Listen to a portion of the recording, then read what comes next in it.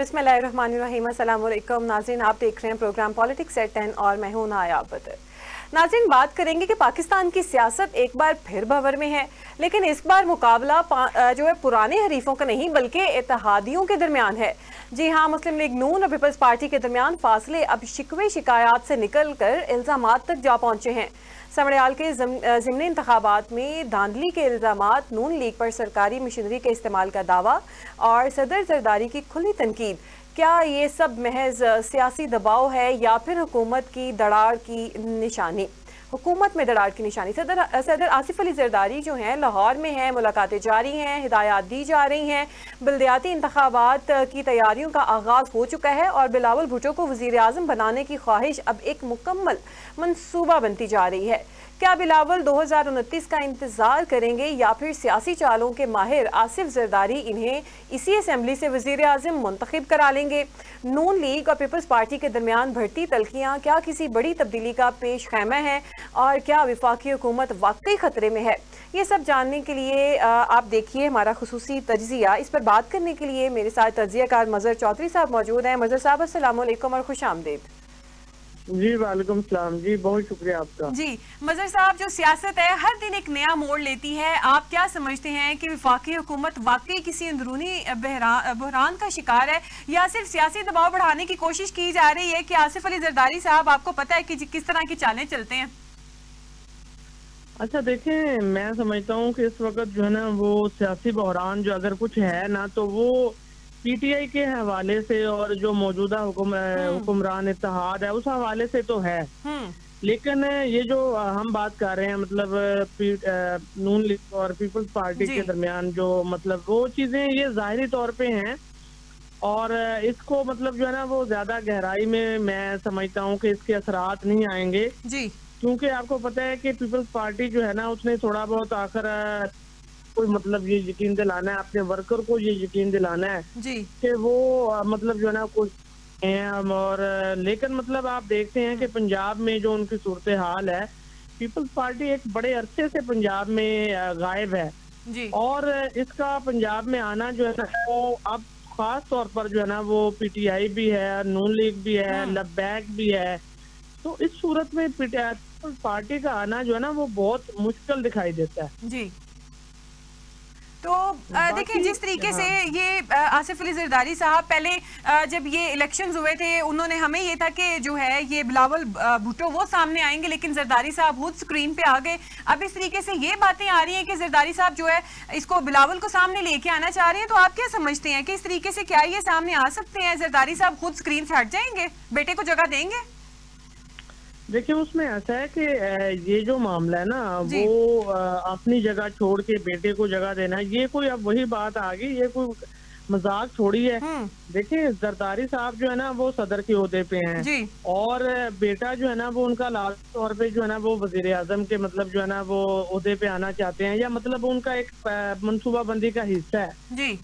लेकिन ये सारी जो मनसूबाबंदियां होती हैं, ये सारी चीजें होती हैं, वो इस तरह नहीं होती कि आप जो सोच लो वो पूरा भी हो जाए जी। ख्वाब तो ख्वाब होते हैं, ख्वाब देखने में कोई हर्ज नहीं है लेकिन ये जो मौजूदा सेटअप है ना इसके हवाले से मैं इतना कहूँगा कि ये चलेगा और अपनी मुद्दत पूरी करेगा शहबाज शरीफ के मतलब जो है ना वो होते हुए। हाँ, अगर इसमें कोई और तब्दीली आ गई पीटीआई की वजह से जी तो वो मैं उसको वो कुछ नहीं कह सकता, लेकिन ये है ना कि मुझे अभी तक जो है ना वो इस सेटअप के अंदर बिलावल की एंट्री जो है ना वो मुझे नजर नहीं आ रही जी। अच्छा मज़हर साहब, आप पीटीआई को इतना स्ट्रॉन्ग अभी समझते हैं या आने वाले कुछ दिनों में कि वो इतनी स्ट्रॉन्ग बन के सामने आएगी कि हुकूमत जो है उसको हिला देगी? देखें, वो मैं समझता हूँ कि पीटीआई जो है ना वो उनके पास एक ताकत है, अवाम की ताकत है, वोट बैंक बहरहाल मौजूद है, ठीक है ना। तो इस हवाले से अगर कल को देखे दो सूरतें हैं, तो अगर कल को खान साहब की डील हो जाती है तो उस सूरत में क्या होगा? उस सूरत में यही होगा कि अब देखें टाइम ये या तो मतलब 1-2 साल और टाइम ले लिया जाएगा, उसके बाद इलेक्शन ही होंगे, ठीक है जी। और या फिर ये होगा कि किसी ना किसी तरह से अगर मतलब जो ना अवामी रद्द अमल जो है वो बहुत ज्यादा स्ट्रांग हो जाता है। आपने बांग्लादेश में देखा है सारा कुछ कि क्या हो गया क्या नहीं हुआ, वहाँ अगर से कुछ और फैक्टर भी थे, लेकिन बहरहाल मैं समझता हूँ कि इस तरह की चीजों को हम बिल्कुल भी वो नजरअंदाज नहीं कर सकते। अगर बहुत बड़े पैमाने पे अवामी जो लोग हैं वो आ जाएं और इमरान खान के तो फिर ये हुकूमत ही चली जाएगी। ठीक है मजहर साहब, जिस तरीके से आप कह रहे हैं कि अगर बहुत बड़े पैमाने पे अवाम निकलती है, अवाम इतने बड़े पैमाने पर किस तरीके से निकल जाती है, जो अवाम के साथ सलूक किया इन्होंने, पकड़ दकड़ की है और किस तरीके के इल्जामात लगाए, मुकदमात किए बिला वजह, तो आप क्या समझते हैं कि अवाम अब भी निकलेगी बाहर? हाँ जी, जाहिरी तौर पे तो कोई मतलब ऐसा नजर नहीं आता, क्योंकि देखें बार बार की जो अवाम जो है ना निकलती रही, उसके बाद जो है ना वो जिस तरह उनके साथ सलूक हुआ, लोगों को पकड़ा हुआ है, अभी तक नौजवान जो है ना वो मतलब जेलों के अंदर हैं, कोई उनकी सुनवाई नहीं हो रही और बहुत सारों को सजाएं भी हो गई हैं। इसी तरह क़यादत से भी जो है ना वो पूरा जो है ना वो ज़ेर अताब आई हुई है।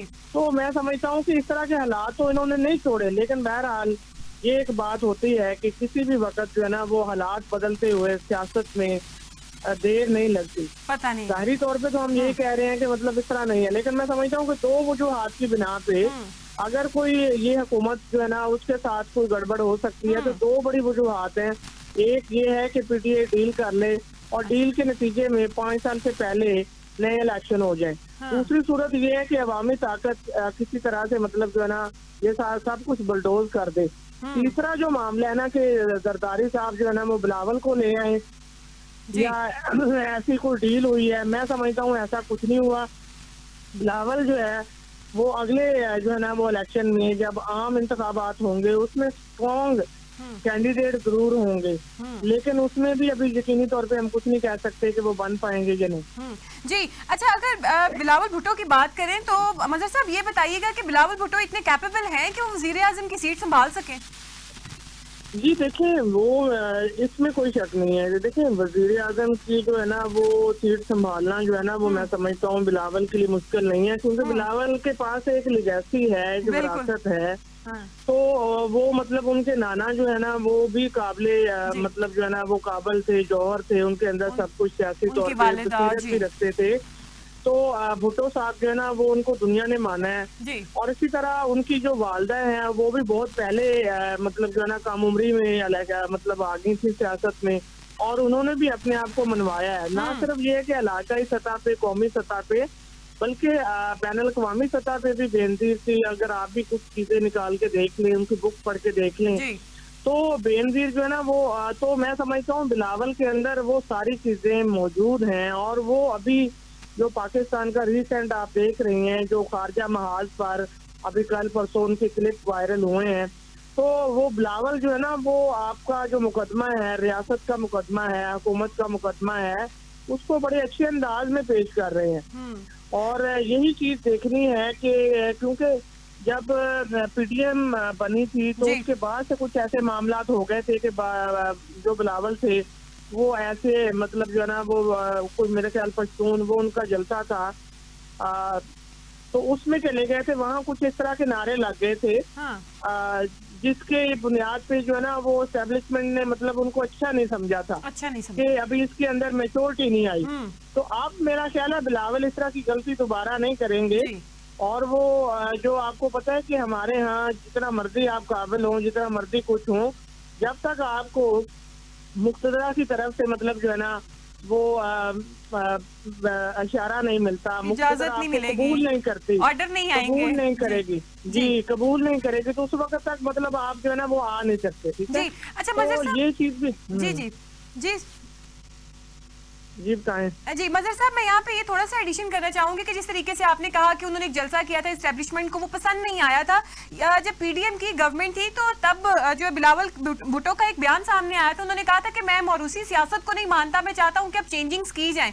तो आप क्या समझते हैं, अगर ये हुकूमत में आ जाते हैं, इक़्तिदार में आ जाते हैं, तो ये तो इनके अब्बा के साथ इख्तलाफात चलने शुरू हो जाएंगे। लास्ट जब पीडीएम की हुकूमत थी तब भी इनके इख्तलाफात सामने आए थे, लेकिन बहुत ओपन तरीके से सामने नहीं आए थे। तो आप क्या समझते हैं कि इनमें तो बाप बेटे में फिर इंतशार फैल जाएगा? हाँ जी, देखें वो एक ये जो आपकी उम्र होती है ना जी, उम्र के असरात इंसान के जो जज्बात हैं सोच और पे असर इंसान की करती जो है सोच है जी। और इंसान के जो अफ़ाल है उनके ऊपर बड़े गहरे होते हैं। हाँ, मैं मतलब जो है ना अपनी आप मिसाल दे सकता हूँ कि 35 तक मैं कुछ और सोचता था, 40 के बाद मैं कुछ और सोचने लगा। तो बिलावल जो है ना वो अभी मतलब यंग है, तो वो समझते हैं कि ये सियासत में जो चीजें चल रही हैं, उन्होंने कई दफा ये बयान दिए हैं कि आप मरियम और मुझे जो है ना वो उस तरह के मामलात में ना फंसाएं जो चीजें आप कर रहे हैं। मतलब वो उससे बेजार है जी। लेकिन लेकिन वक्त के साथ साथ उन्हें जरदारी साहब ने भी और हमारे जो हालात हैं, सियासी हालात हैं, इमरान खान के साथ जो कुछ हो रहा है, इन सब ने बिलावल को ये समझा दिया है कि बिलावल साहब आपको कूल माइंड होके आना पड़ेगा और वही बातें हैं जिस तरह से मुक्तदरा चाहती है उसी तरह से आपको रहना पड़ेगा, वरना आप वजीर आजम बन भी गए तो जब भी आपने दूसरी लाइन ले ली, अपनी मर्जी की लाइन लेने की जब आप कोशिश करेंगे या इजारादारी को चैलेंज करने की कोशिश करेंगे तो आपकी चलती खिलाती हुकूमत जो है ना वो कहीं गायब कर दी जाएगी। बिल्कुल बिल्कुल ऐसा ही है जी। अच्छा मजहर साहब, इसी हम बात करेंगे कि अभी जो समड़ियाल में इलेक्शंस हुए हैं, अगर आप समझ रहे हैं कि अभी कोई ऐसी बात मंजर आम के ऊपर नहीं आई, ना आप समझ रहे हैं कि आपको कुछ ऐसा फील ही हो रहा है कि ये हुकूमत चली जाएगी या बिलावल भुट्टो जो है उनको वजीर आजम बनाने का ख्वाब है इनका जरदारी साहब का, तो फिर पीपल्स पार्टी ने समड़ियाल के ज़िमनी इंतखाब में नून लीग पर धांधली के संगीन जो इल्जाम है वो क्यों लगाए, क्यों इनकी दरारें सामने आई? देखिए, आप खुद समझते हैं कि इस वक्त पीपल्स पार्टी जो है ना वो अपने पंजाब में सर्वाइवल की जंग लड़ रही है जी। और पिछली दफा जो है ना वो मतलब पीटीआई की हुकूमत थी, इस दफा जो हुकूमत बनी है इत्तेहादी हुकूमत है। बिल्कुल। इसमें जो गवर्नर है पंजाब का वो पीपल्स पार्टी का है। तो ये सारा कुछ होते हुए भी अगर पीपल्स पार्टी अपना वोट बैंक नहीं बढ़ा सकती तो आखिर जो जियाले हैं, जो उनके वोटर हैं, वो भी तो इनसे सवाल करेंगे ना। तो इस वजह से ये एक मजबूरी होती है कि आपको तर्जमानी के मतलब ऐसी बातें करनी पड़ती हैं, लेकिन हकीकत जो है वो भी सामने रखनी पड़ती है। इस दफा मेरा ख्याल है कुछ थोड़े वोट ज्यादा मिले हैं पिछली दफा से, लेकिन बहरहाल ये बात अपनी जगह पे है कि देखें जब आपके पास यहाँ नून लीग है और अब मैं तो समझता हूँ कि सियासत जो है ना वो पाकिस्तान की सियासत सूबाइयत की तरफ चली गई है, यानी पंजाब में आपको नून लीग या फिर अगर नून लीग नहीं होगी तो पीटीआई मिलेगी। अच्छा, दूसरा आपको जो है ना वो सिंध में पीपल्स पार्टी जो है ना वो हावी है बिल्कुल, और जो खैबर पख्तूनख्वा में पीटीआई है और जो चौथा सूबा है ना वहाँ सब कुछ मुक्तदरा चलाती है, तो वहाँ पे सरदार जो भी है वो उस तरह से मंजरनामा बना दिया जाता है जी। तो ये जो पंजाब में समड़ियाल इलेक्शन की हम बात कर रहे हैं, अगर देखें इस वक्त जो नून लीग की जो गिरफ्त है ना वो जिस तरह भी है, जिस तरीके से भी है वो बड़ी मतलब हम समझ लें कि हावी है।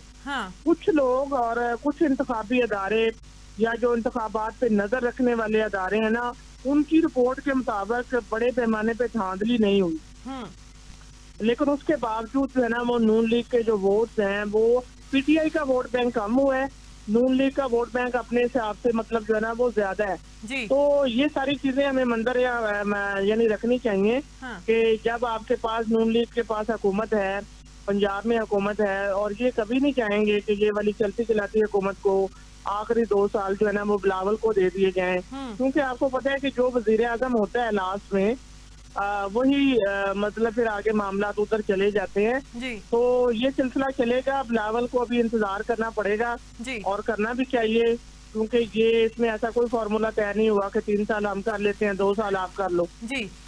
बिल्कुल, ये आप ठीक कह रहे हैं मजहर साहब। यहाँ पे नाज़रीन वक्त हुआ एक ब्रेक का, ब्रेक के बाद हम वापस आएंगे तो हम बात करेंगे कि ये जो इल्ज़ामात हैं क्या ये सिर्फ सियासी फ़ायदे के लिए दबाव बढ़ाने की हिकमत अमली है या हकीकी शिकायत पर मबनी है, ये सवाल करेंगे हम मजहर साहब से, लेकिन वापस आते हैं एक ब्रेक के बाद।